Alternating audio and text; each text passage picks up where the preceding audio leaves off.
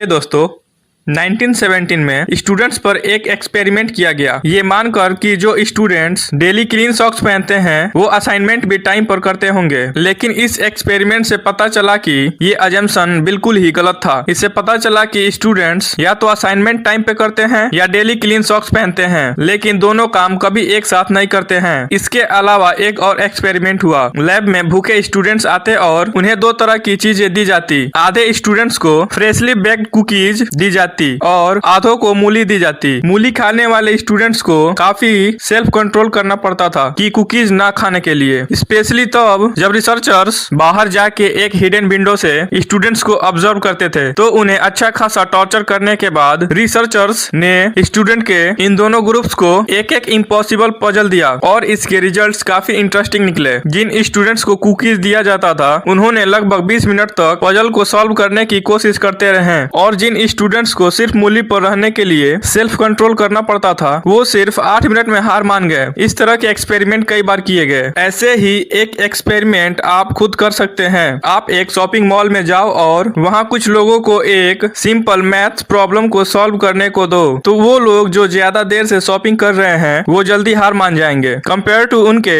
जो अभी अभी शॉपिंग मॉल में आए हैं। अगर आप इन एक्सपेरिमेंट का आउटकम समझ लेते हो तो आप बहुत ज्यादा प्रोडक्टिव हो सकते हो और अपने दिन को भी बहुत अच्छे और अलग तरह से प्लान कर सकते हो। पहली बात तो ये आपको समझ लेनी होगी कि आपके पास लिमिटेड विल पावर है और जैसे जैसे आप इसे यूज करते हो ये कम होती जाती है। दूसरी बात कि ये आप सभी कामों के लिए हमेशा विल पावर के सेम स्टॉक से विल पावर यूज करते हो। कई लोग ऐसा कहते हैं कि मेरे पास काम करने की विल पावर तो बहुत है, लेकिन जब मैं काम के बाद घर आता हूँ तो मेरे पास एक्सरसाइज करने की विल पावर नहीं होती है। ऐसा नहीं है कि आपके पास काम और एक्सरसाइज करने के लिए अलग अलग विल पावर का स्टॉक्स है, बल्कि आप अपनी विल पावर काम में कम्प्लीटली यूज कर लेते हो तो आपके पास एक्सरसाइज की विल पावर नहीं बचती। ये बात सॉक्स वाले एक्सपेरिमेंट जैसा ही है। अगर आप 2 घंटे तक कपड़े धोते हो तो उसके बाद आपके लिए अपने असाइनमेंट पर काम करना बहुत ही मुश्किल हो जाता है। उस स्टूडेंट से बिल्कुल ही उल्टा जो सीधा होमवर्क करने लग जाता है। ये बिल्कुल वैसा ही है कि आप संडे को सुबह उठने के बाद अपना क्रिएटिव काम करने के बजाय डायरेक्ट शॉपिंग पे चले जाते हो और वहाँ आपको क्या खरीदना है और क्या नहीं, ऐसे बहुत सारे छोटे छोटे डिसीजन लेने पड़ते हैं और शायद आप शॉपिंग से होने वाले थकावट के बारे में जानते ही होंगे। दूसरी तरफ जो सुबह उठकर सबसे पहले अपना क्रिएटिव काम को करता है वो ज्यादा काम को पूरा कर पाता है।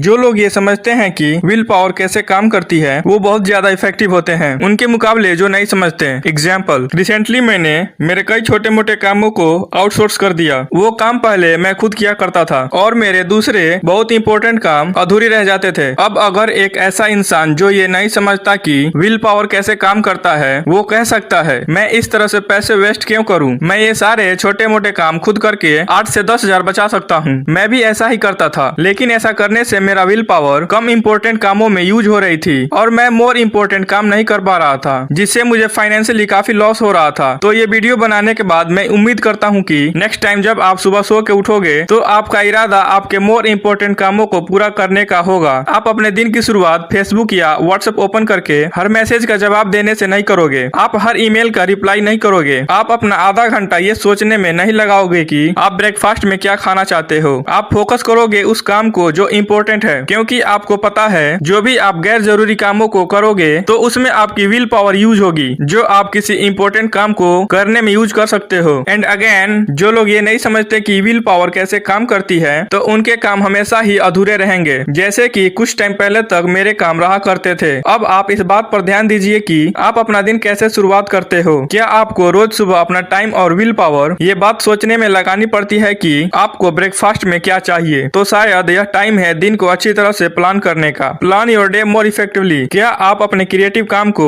बाकी सारे कामों को करने के बाद के लिए बचा कर रखते हो? तो ये टाइम है कि आप रियलाइज करो कि आपको पहले कौन सा काम करना है। Prioritise your work. क्या आप 15 अलग अलग कामों को करने पर फोकस कर रहे हो? तो ये भी टाइम है कि आप रियलाइज करो कि रियलिस्टिक ऐसा कभी नहीं होने वाला और ये टाइम सिर्फ एक इम्पोर्टेंट काम को चुनने और उसे करने का ही है। Do one important thing. ये सारी बातें मैंने एक बहुत ही शानदार बुक विल पावर से बताई है। आप कमेंट करके बताएं कि आपको कैसा लगा। साथ ही आप वीडियो को लाइक, शेयर और चैनल सब्सक्राइब कर दें।